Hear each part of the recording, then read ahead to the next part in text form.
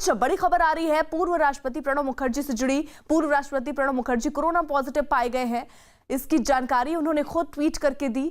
84 साल के प्रणब मुखर्जी को इलाज के लिए अस्पताल में भर्ती करवाया गया है। उन्होंने उनके संपर्क में आए लोगों से भी कोरोना टेस्ट करवाने की अपील की है। तो बड़ी खबर इस वक्त की आ रही है, पूर्व राष्ट्रपति को कोरोना हुआ है। हालांकि इसकी जानकारी खुद उन्होंने ट्वीट करके साझा की, जिसमें उन्होंने अनुरोध भी किया कि पिछले एक हफ्ते से उनके संपर्क में कोई भी आया हो तो वो अपने आप को टेस्ट करा ले या फिर खुद को क्वारंटीन कर ले। वहीं राजस्थान कांग्रेस में जारी घमासान अब एक दिलचस्प मोड़ लेता दिख रहा है। अटकलें हैं कि एक महीने लंबी उठापटक के बाद अब सचिन पायलट खेमा कांग्रेस में लौट सकता है। खबर है कि राजस्थान के पूर्व डिप्टी सीएम सचिन पायलट ने राहुल गांधी से मिलने का समय मांगा है। इससे पहले जैसलमेर में कल हुई कांग्रेस विधायक दल की बैठक में कई विधायकों ने पायलट गुट पर कार्रवाई की मांग की थी। इसके बावजूद कांग्रेस के कई नेता सचिन पायलट को मनाने की कोशिश में जुटे हैं। कांग्रेस वर्किंग कमेटी के सदस्य रघुवीर मीणा ने बयान दिया कि अगर कांग्रेस के बाकी विधायक फ्लोर टेस्ट होने पर गहलोत के समर्थन में वोट करते हैं तो उन्हें माफ कर दिया जाएगा। कांग्रेस की कोशिश है कि 14 अगस्त से पहले किसी फॉर्मूले के तहत पायलट फिर वापसी के लिए तैयार हो जाए। हमारे साथ हमारे दो सहयोगी इस वक्त जुड़ रहे हैं। भवानी सिंह हमारे साथ जयपुर से इस वक्त जुड़े हुए हैं और नीरज कुमार हमारे साथ दिल्ली से इस वक्त जुड़े हुए हैं। सबसे पहले भवानी का रुख कर लेते हैं। भवानी, क्या अटकलें चल रही हैं? क्या मुलाकात होनी है सचिन पायलट और राहुल की?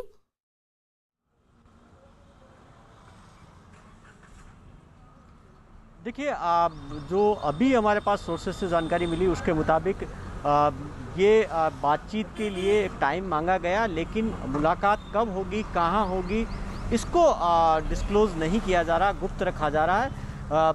ये 3 दिन से चल रही है, बातचीत चल रही है। जो सोर्सेज का कहना है कि जो अहमद पटेल है और संगठन महामंत्री हैं वेणुगोपाल, वो पायलट और राहुल गांधी के बीच में एक कड़ी का काम कर रहे हैं और 3 दिन से कोशिश कर रहे हैं। इस बीच में वेणुगोपाल जैसलमेर आए थे और जैसलमेर में उन्होंने विधायकों से बात की थी, कुछ नेताओं से बात की थी और ये कोशिश जो हमारी जानकारी में आया कि यहाँ सीनियर नेताओं को ये कहा गया कि पायलट और उनके कैंप को वापस लाना होगा। हालांकि यहाँ पर जो मुख्यमंत्री अशोक गहलोत का गुट है वो इसके लिए तैयार कम है।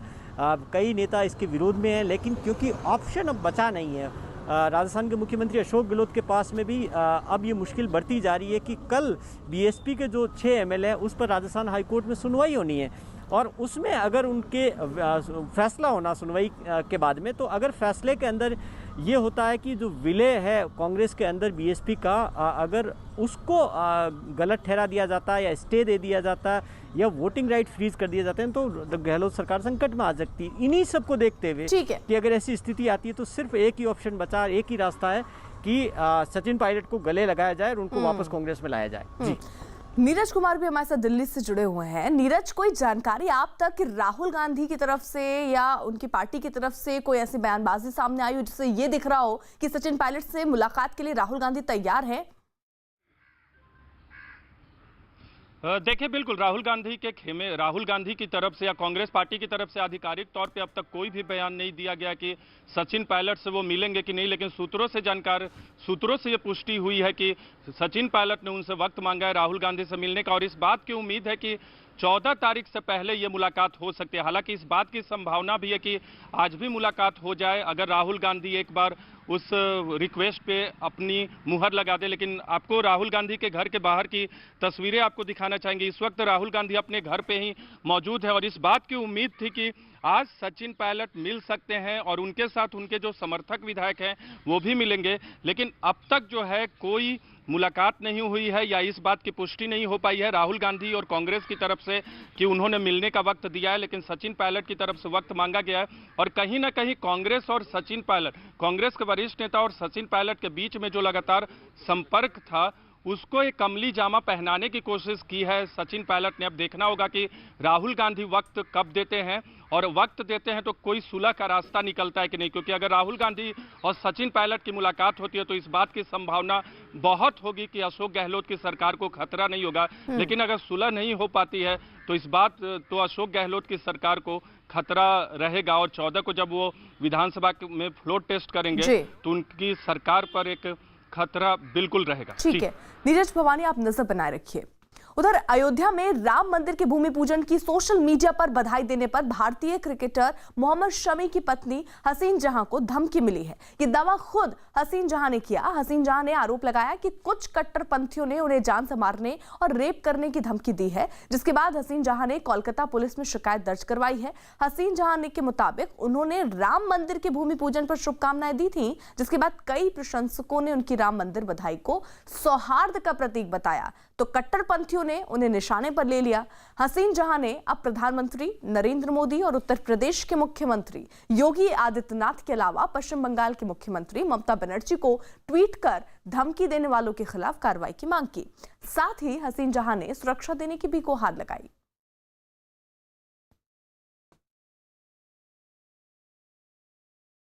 राम मंदिर को लेकर हिंदुओं को शुभकामना देने पर मॉडल, एक्ट्रेस और क्रिकेटर मोहम्मद शमी की पत्नी हसीन जहां को धमकी मिली है। रेप और मर्डर तक की धमकी। क्या था मामला? मामला कुछ भी खास नहीं था, लेकिन इस मामले को खास बनाया गया जो कट्टरपंथियों ने बनाया, मेन माइंडेड लोगों ने बनाया। बात ये थी कि जैसे हम इंडियंस जो हमारे कल्चर हैं, तो उस हिसाब से हम लोग क्या करते हैं कि एक दूसरे को हर त्यौहार में, हर शुभ कार्य में एक दूसरे को हम लोग शुभकामनाएं देते हैं। तो उसी तरह से जब भूमि पूजन हुआ अयोध्या में, तो मैंने सब अपने सारे फ्रेंड सर्कल हमारे जश्न मना रहे थे, तो मैंने भी हिंदू समाज के भाई बहनों को शुभकामनाएं दी। इसी का इशू बना के कुछ मेन माइंडेड लोगों ने, जो क्रिमिनल माइंड के लोग होते हैं, उन लोगों ने मुझे ट्रोल करना शुरू किया, गाली गलौज करना शुरू किया, यहाँ तक कि रेप की धमकी दी, जान से मारने की धमकी दी मुझे। इन बातों से मैं असंतुष्ट होकर मैंने लाल बाज़ार में सीपी को एक कंप्लेन किया और साइबर सेल में एक कंप्लेन किया। क्या आप डरी हुई हैं? जी, मैं इन लोगों से बिल्कुल नहीं डरती हूँ। ये तो आज का है, मैं आज तो 5 अगस्त का ये इशू बनाया है। 3 साल से मैं इन लोगों को झेल रही हूँ, मैं नहीं डरती इन लोगों से। घर में बच्चे भी हैं, कहीं ना कहीं सुरक्षा को लेकर के चिंता तो नहीं होती? देखिए, एक इनसिक्योरिटी तो आती ही है दिल में, क्योंकि मैं अकेली बेबी को लेकर रहती हूँ, मेरी बच्चियों को लेकर रहती हूँ, तो इनसिक्योरिटी तो फील करती हूँ। कैसे आपको ये नहीं लगा जब आप पोस्ट कर रही थी कि आपको जो हार्ड लाइनर्स है वो ट्रोल करेंगे, आपको धमकियां देंगे, फिर भी आपने पोस्ट किया?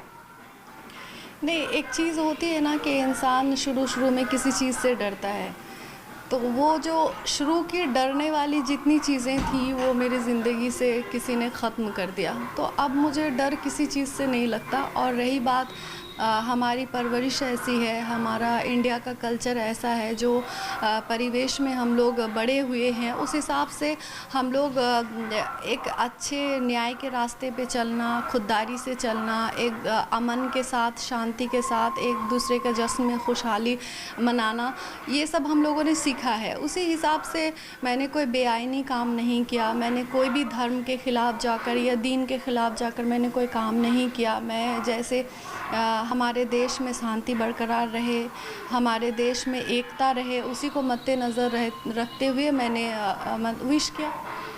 मंदिर का समर्थन है? देखिए, मंदिर मस्जिद का समर्थन मैं नहीं करती हूँ। मेरे लिए मेरा देश सबसे बड़ा है, मेरा ईमान और मेरा दीन सबसे बड़ा है। वहाँ पे एक शुभ कार्य हुआ, वहाँ पे एक मंदिर की स्थापना रखी गई, जो सारे लोग जश्न मना रहे थे, उसी जश्न में मैं जस्ट शामिल हुई। मुझे उतना समझ में नहीं आता कि किसे सपोर्ट करना है, किसे सपोर्ट नहीं करना है। मैं इन सब चीज़ों से बहुत दूर हूँ। तो पॉलिटिक्स में आप शामिल नहीं है, आपका कहना है? नहीं, मैं कोई पॉलिटिक्स में शामिल नहीं हूँ।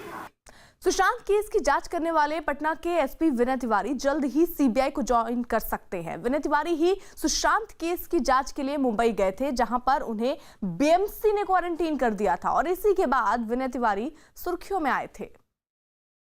तो फिलहाल पटना के सिटी एसपी हैं विनय तिवारी। आपको बता दें, सीबीआई वो ज्वाइन कर सकते हैं। बड़ी खबर इस वक्त की आ रही, विनय तिवारी ही सुशांत केस की जांच के लिए मुंबई गए थे, जहां पर उन्हें बीएमसी ने क्वारंटीन कर लिया था और इसी के बाद विनय तिवारी सुर्खियों में आए थे। और अब जो जानकारी मिल रही है वो ये कि सुशांत केस की जांच करने वाली पटना के एसपी विनय तिवारी जल्द ही सीबीआई को ज्वाइन कर सकते हैं।